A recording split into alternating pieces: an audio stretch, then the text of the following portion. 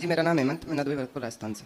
महाराज जी मैंने एक रैप लिखा है जो आपके और गौरी गोपाल के महत्व को समझ नहीं पाए, उनको दिखाने के लिए। तो बोलो।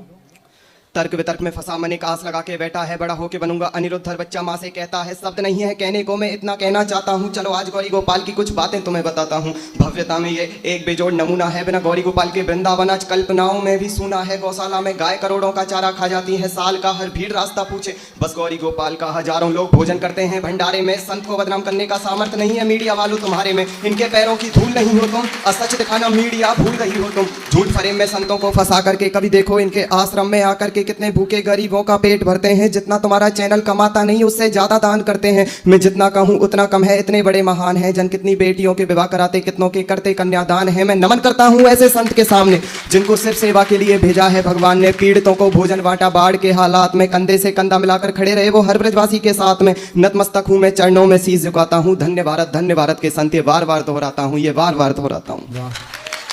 बहुत सुंदर। आज की युवा पीढ़ी, आप जैसी युवा, यदि आप गौरी गोपाल की सेवाओं को समझ रहे हैं तो ये आज खुशी की बात है कि युवा भी अब सनातन को समझ रहा है।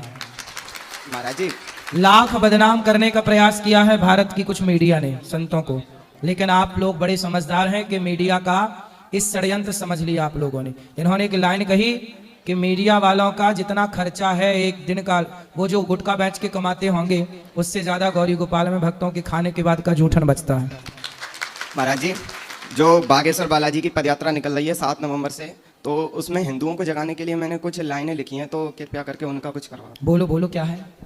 अरे अब इतना है धीर नहीं और हिंदुओं में वीर नहीं, खुद को सनातनी कहते हो पर है आंखों में नीर नहीं। जरा याद करो तुम उस राणा के नाम को, उस प्रताप की पहचान को, जो मरते दम तक लड़ता रहा मातृभूमि की आन को, ना स्वीकारा मुगलों के फरमान को, फिर भी पढ़ते हो बस बाबर अकबर की संतान को। क्या यही हिंदू राष्ट्र है? क्या यही सिखाता शास्त्र है? मर्यादा में रहकर कब तक होता रहेगा हिंदू परास्त है, कब तक होता रहेगा हिंदू परास्त है। अरे तलवार उठा लो हाथों में, सामर्थ्य नहीं अब बातों में। कोई कहे हिंदू को दोगला, फर्क नहीं है बातों में। हिंदू ही हिंदू के विरोध में है, आज भी हिंदू भाईचारे के रोग में। अरे तोड़ दो ऐसा भाईचारा जहाँ शर्म नाम की चीज नहीं। तुम खूब चढ़ाओ चादर वो जाएगा मंदिर के करीब नहीं। तुम जिसको गौ माता कहते हो वो उसको रोज काटता है, 100 ग्राम सेवइयों से वो भाईचारा बांटता है। अरे नहीं चाहिए ऐसा भाईचारा जहाँ शर्म नाम की चीज नहीं। तुम खूब चढ़ाओ चादर वो जाएगा मंदिर के करीब नहीं। तुम जिसको गौ माता कहते हो वो उसको रोज काटता है, 100 ग्राम सेवइयों से वो भाईचारा बांटता है। अरे नहीं चाहिए ऐसा भाईचारा, नहीं चाहिए ऐसा भाईचारा जहाँ दुश्मनी दुश्मन से भी ज्यादा हो। जब यही रहे हालात तो हो सकता है हिंदू घर में जन्म न मेरा दोबारा हो। जब हिंदू धर्म ही खत्म हो गया कहाँ मुंह दिखाओगे? घर में निकाह करोगे या हलाला तुम रचाओगे? और पूछेगी संतान तुम्हारी कहाँ थे तुम जब हिंदू बट रहा था 2 हिस्सों में? वो समय ज्यादा दूर नहीं जब हिंदू नाम सुनाई देगा कहानी और किस्सों में,